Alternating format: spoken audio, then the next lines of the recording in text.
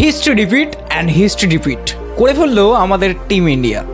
শুরুতে তো ভেবেছিলাম টুকটুক করছিল একটুখানি অভিষেক শর্মা ঠিকই, তবে যা পাওয়ার প্লেতে রান হয়েছিল মোটামুটি 90-এর কাছাকাছি।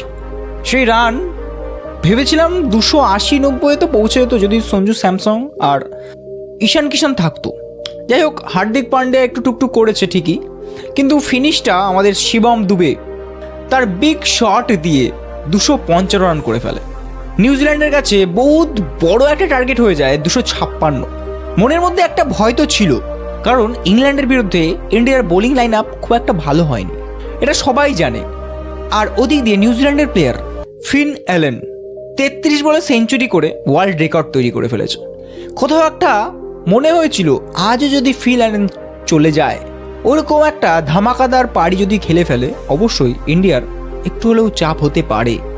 যাই হোক, আমাদের জসপ্রীত বুমরা আর অক্ষর পটেল যা বল করেছে ধারণার বাইরে।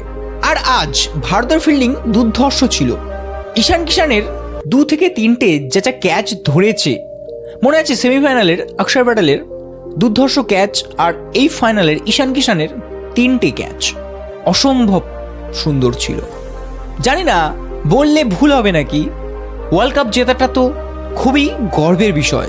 আমরা 2টো ওয়ার্ল্ড কাপ জিতেছি ঠিকই, কিন্তু 12 বছর পর রোহিত শর্মা, বিরাট কোহলি যে ওয়ার্ল্ড কাপটা জিতেছিল, আজও জানি সেই মর্মটা একই।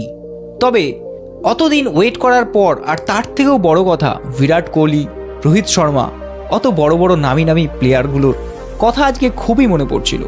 তোমাদের কি মনে হয়, আমি কি ঠিক না ভুল? কমেন্ট করে অবশ্যই জানাও। মিস করছি রোহিত শর্মা এবং বিরাট কোহলিকে। ধন্যবাদ।